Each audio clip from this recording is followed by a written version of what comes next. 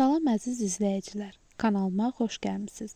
Bugün süfrələrimizin bəzəyi qışın ən dadlı nemətlərindən biri olan pomidor turşusu hazırlayacağıq. Hər şeyin dadı əlbəttə ki, təbii olmasındadır. Turşumuzun ən böyük sirri məhz bu. Bağçamızdan təzə-təzə yığılmış, günəşin dadını almış qıpqırmızı pomidorlardadır. Turşumuza xüsusi dad və acılıq vermək üçün bağçamızdan bir neçə tünd acı biber və ətri ev götürəcək təzə yaşıl reyhan da yığıram. Reyhanın o təbii qoxusu pomidorlarla birləşəndə turşunun dadı tamamilə başqa cür alınır.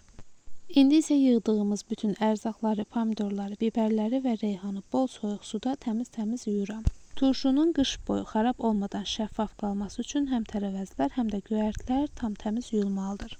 Sterilizə olunmuş bankaların dibinə əvvəlcə göyərtiləri əlavə edirəm. Sonra da pomidorları bankanın dibindən səliqəli formada yığıram. Hər bankaya 2 diş sarımsaq və 1 acı biber əlavə edirəm. Eyni bu qayda ilə bankaların hamısını doldururam. Hər bankaya 1 çay qaşığı duz əlavə edib qaynamış su ilə bankaları doldururam. Qabda isə əvvəlcədən qaynamağa su qoyuram. Bankaları qaynar su ilə doldurduqdan sonra 15 dəqiqə ərzində qaynadıram.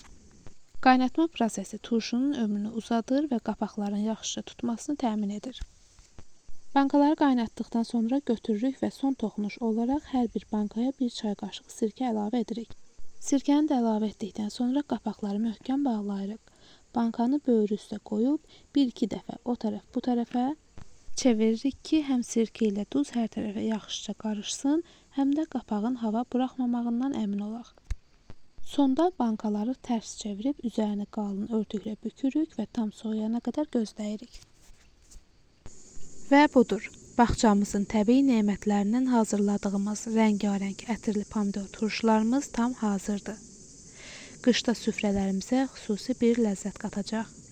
Videonu bəyənməyi, fikirlərinizi şərhdə bölüşməyi və kanalıma abunə olmağı unutmayın. Hazırlayacaq olan hər kəsə nuş olsun.